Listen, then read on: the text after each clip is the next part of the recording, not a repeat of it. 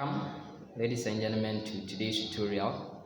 And today we want to look at the abdominal wall. And remember that the abdomen is the region which is found between the thorax superiorly and the pelvis inferiorly. Now, the abdomen, yes, is like a container containing these viscera, the stomach, the intestine, among others. If it's a container, then it's going to have its own walls. At the front, it will have anterior walls. At the sides, it will have lateral walls. But what happens is that, yes, the anterior and lateral walls are sort of continuous to each other, and therefore we say that, anterior and lateral walls, we give it a common name as the anterolateral abdominal wall. Now, at the back, we will have the posterior wall. Today, we want to look at the posterior abdominal wall. Remember that apart from, the lumbar vertebrae, as well as, the associated intervertebral disc, there are some muscles, which we look at them, about 5 of them, together with their, associated, fascia, they are covering, connective tissue covering. So, without wasting much time, let's look at, the posterior abdominal wall muscles. So, we begin with this quadrangular shaped muscle. If you can see, this quadrangular shaped muscle is paired on either side. And this muscle is known as quadratus lumborum in the lumbar area, and this is four-sided shape, so quadratus lumborum muscle. Now this muscle, yes, will have a covering, from actually the anterior and then middle component of the thoracolumbar fascia, will cover it, will serve as its fascia, so it will have a covering. Now it originates from the L1 transverse processes of L1 to L4, so the transverse processes of the first lumbar all the way to the fourth lumbar vertebrae, as well as to the inferior border of the 12th rib. So that is how its point of insertion. But it originates actually from the iliac crest, and then moves superior medially to have these attachments. Now, what this muscle does is that, it's going to help in extension as well as lateral flexion of the vertebral column. But because of its attachment, its insertion onto the inferior border of the 12th rib, it's also essential in fixing the 12th rib during inspiratory movement, during inspiration. Because of, its vertebral levels, it's going to have its innervation from the ventral rami, or the anterior rami of T12 to L4 nerves, So that's the quadratus lumborum, moving supromedially. All right, now the next muscle we want to look at lies medial to this quadratus lumborum muscle. This muscle is also, paired, having its own fascia. This muscle is known as Swast major muscle. So it will be covered by the Swast fascia, connective tissue fascia, covering it.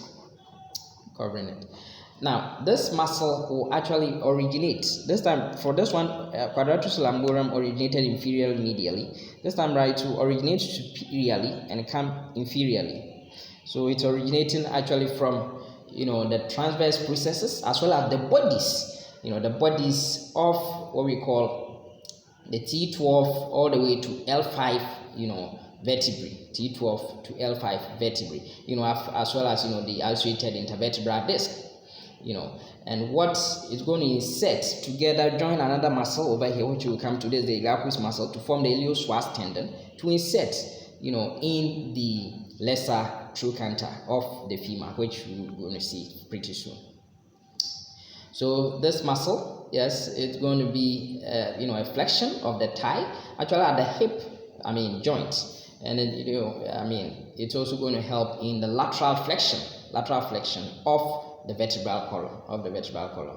With its innervation, now we're going to have its nerve, supply, this time around from L1 to L3, ventral rami of L1 to L3. That's the Swast major muscle. All right, now sometimes there could be another muscle which will lie on the belly of the Swast major muscle superficially, and that muscle is known as Swast minor muscle. But one thing that we have to know about this Swast minor muscle is that it's actually absent in 40% of the population. So you find it in only about 60% of the population. Now this time around, what the Swast minor muscle also does is that, yes, it's also, it helps in flexion of the vertebral column. Therefore, its absence, the Swast major is able to perform. That's why, of course, if it's absence, it doesn't pose really much problem, And it's going to originate actually from T12 to L1. Remember that the Swast major muscle originated from T12 all the way to L5. This one is going to originate from T12 to L1. Yes, T12 and L1. That will be the bodies as well as the transverse processes. Now this time around, it's going to be the bodies because it's going to be superficial. It won't go to the transverse processes. So this muscle, yes, it will be supplied if there is the Swast minor muscle, which is not present here. It will be supplied by what we call the ventral ramus of L1 nerve. Now the next muscle that we want to look at, which actually takes origin from this iliac fossa, as well as the anterior inferior iliac spine.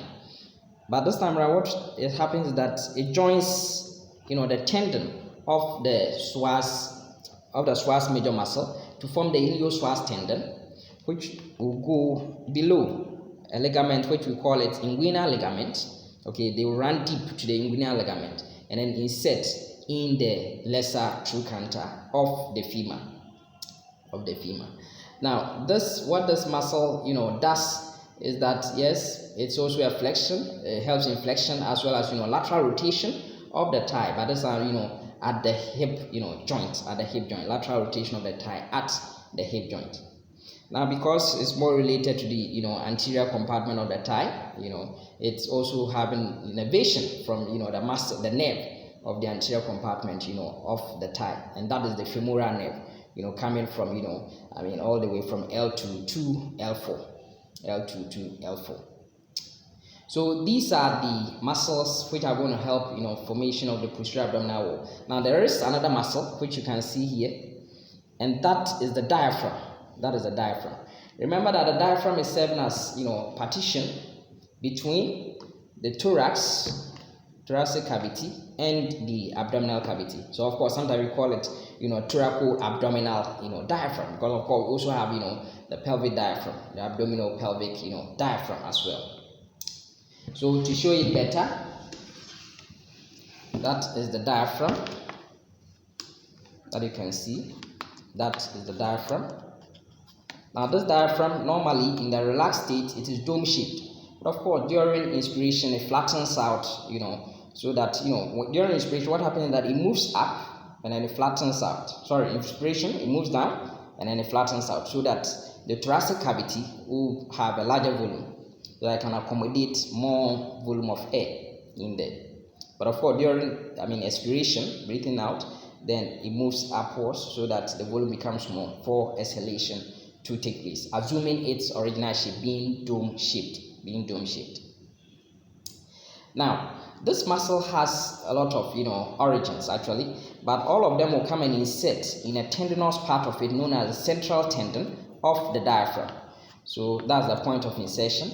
But it's going to originate actually from the bodies of the lumbar vertebrae, actually L1 to L3, as well as the associated intervertebral disc. Yes, as well as there's a ligament which runs along the anterior aspect or along the bodies of these vertebrae, known as anterior longitudinal ligaments, going to have attachment from this area, as well as some ligaments which we call them arcuate ligaments. So if you can see, there are some thickness over here. These are known as arcuate ligaments.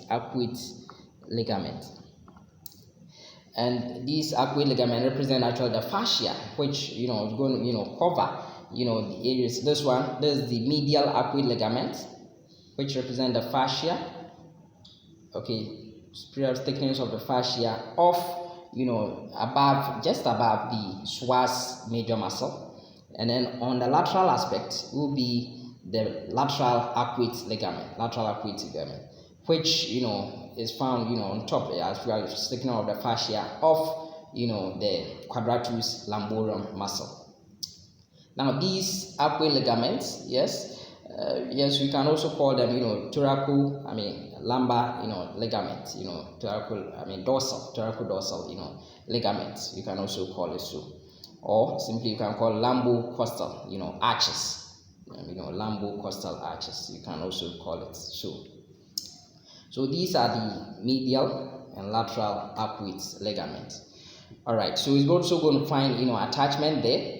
Yes, even apart from this, yes, there will be, the costal cartilages of the 7 to 10 ribs. Yes, apart from that, yes, they will have attachment directly from the ribs, 11 and 12. We know the ribs 11 and 12 do not have costal cartilages, But at the end of the day, from all these, they are going to have attachment in what we call the central tendon of the diaphragm. Now, one important thing we find with the diaphragm is that you can see this area, which is actually occupying the opening of this area, which we call it the aortic opening. I'll come to that briefly. This area, which is to the right side, is known as the right cruise, the right leg-like process, of the diaphragm. So right cruise of the diaphragm, and you have the left cruise of the diaphragm. Now they extend even to the esophagus as well. Now the right cruise, which is related to the esophagus, performs physiological role, being helping in the sphincteric role of the lower esophageal sphincter, helps in that regard as well. So that's what we see. You see that it runs all the way here, and therefore it performs sphincteric role, physiological sphincter, to the lower esophageal, to the lower part of the esophagus, entering the abdomen. So that's what we find here. This is actually physiological. All right. Now, what we find again with this diaphragm is that there are some openings, actually these 3 openings that we find here, and these openings, give passage for structures which are running from the thoracic area to enter the abdomen, And notably, we are going to have the caval opening, which is at a higher level. That's the level of T8. So just remember spelling of vena cava, each one, 4-letter words, and therefore you get total of 8, and therefore we'll open at the level of T8 vertebral level. So caval opening is at the level of T8 vertebral level. So that's the vena cava coming from the thorax. Remember that we're going to have the left and right brachiocephalic veins joining to form the superior vena cava, so that it will go all the way from the thorax to enter the abdomen, but we'll have to go through this opening known as the caval. Yes, the caval opening. All right. Now there is another opening over here. Now this one is coming from esophagus as it turns obliquely to the left part, giving us this. Now, if we talk about the opening, the caval opening, yes, you are going to find, the vena cava in there. Yes, apart from the vena cava, you're going to find, the terminal branches of the right phrenic nerves as well. Also, finding itself here. Now, this is the esophageal opening, and that's at the lower level. That's at the level of T10. So if you spell esophagus, you get 10-letter word. Therefore it will be at the level of T10 vertebral level. So just a small portion, just about 1 to 2, or 1.25 centimeter roughly, of the esophagus enters the abdomen. Most of it are thoracic. So there's the abdominal part of the esophagus.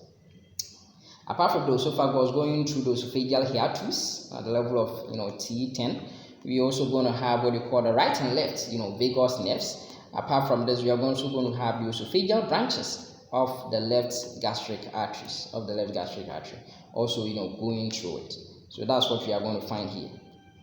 Now at a much lower level, that's at the level of T12, we will have this opening known as the aortic opening. And this aortic opening opens at the level of T12. Yes, apart from the aorta, we also have what we call the azygos vein. Then we also have the thoracic duct. Yes, simply with the mnemonic A88. Yes, you are going to find all these structures leaving, the thorax to enter the abdomen. Now remember that the diaphragm is actually going to have, its nerve innervation from the phrenic nerve,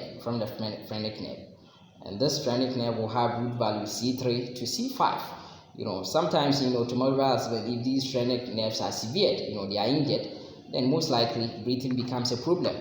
These phrenic nerves will come all the way, from the neck regions all the way through the thorax, and therefore it is severed at any of these regions. Then the diaphragm, fails to perform its respiratory role, and most likely death may occur.